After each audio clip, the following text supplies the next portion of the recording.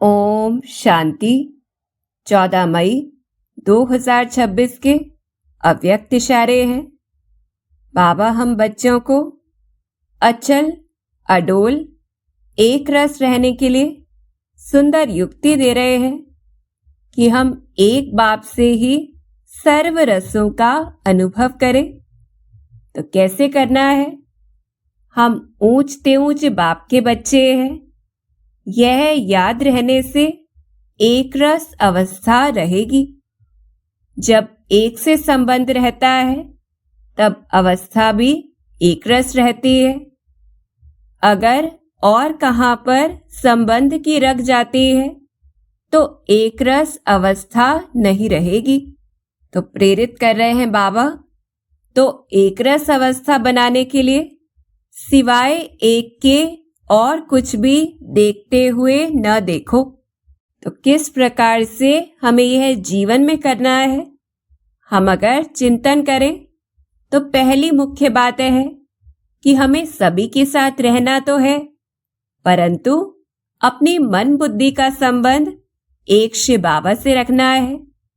सर्व रस एक बाबा से लेने हैं, क्योंकि जहां से भी मन रस लेता है तो वहीं पर बार बार जाता है। और इस दुनिया की तो हर चीज विनाशी है, टेम्परेरी है। तो अगर हम वहां से रस लेंगे तो स्थिति अचल अडोल एक रस नहीं रहेगी। उदाहरण के तौर पर हम कहें तो मनुष्य अनेक जगह से रस लेता है। जैसे सेवा में प्रशंसा मिलने पर, खास अटेंशन मिलने पर, अपने विचार सही साबित होने पर रस मिलता है। मोबाइल, गीतों, मनोरंजन से भी रस प्राप्त करता है।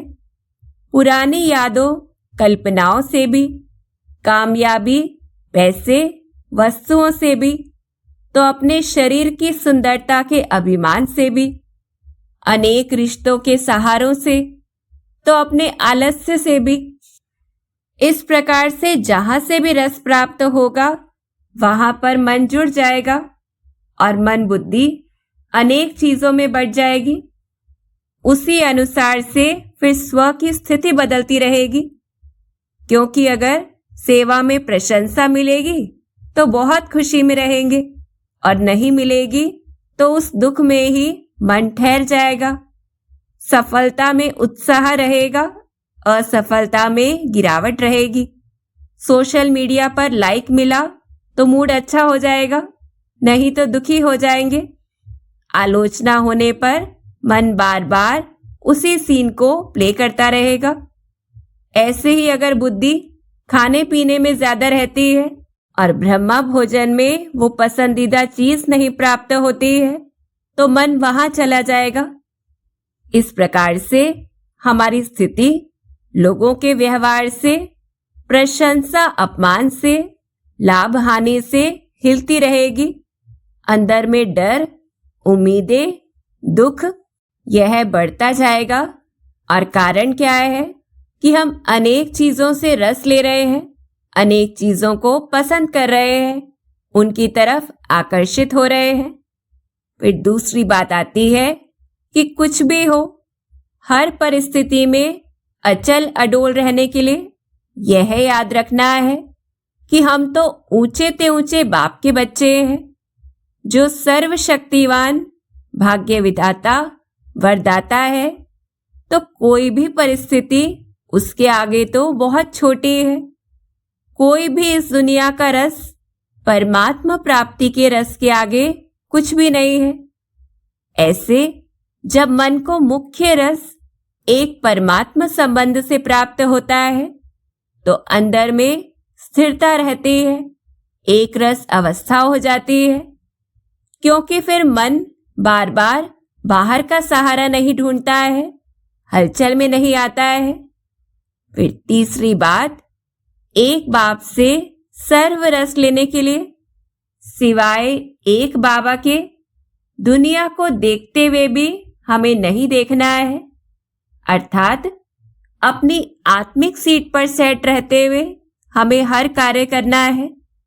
दुनिया में रहते स्थूल आंखों से हम बहुत कुछ देखते हैं, लेकिन मन की आंख व ऊर्जा हमें एक बाबा के ऊपर टिकानी है। अर्थात सभी से प्यार रखना है, लेकिन हमारी स्थिति उनके ऊपर निर्भर नहीं हो। सेवा करनी है, लेकिन पहचान की भूख नहीं हो। विशेष अटेंशन लेने की उम्मीद नहीं हो।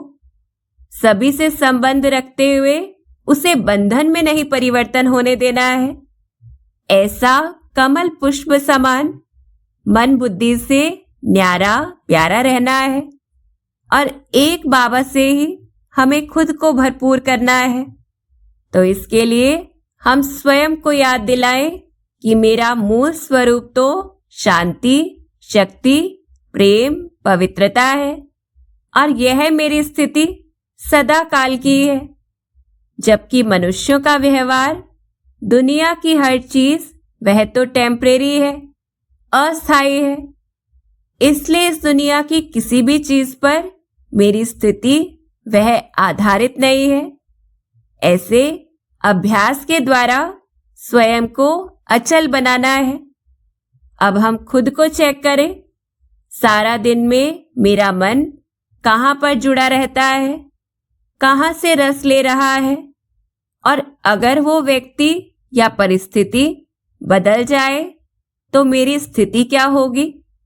और ऐसे खुद को चेक करके फिर याद दिलाना है कि मैं कौन और मेरा कौन, कि मैं तो सर्वशक्तिवान बाप की संतान हूं और मुझे भरपूर करने वाला स्रोत सिर्फ वही है, कोई भौतिक साधन या मनुष्य नहीं। तो ऐसे चिंतन से हमें खुद को मजबूत बनाना है, अचल अडोल बनाना है। अच्छा, ओम शांति।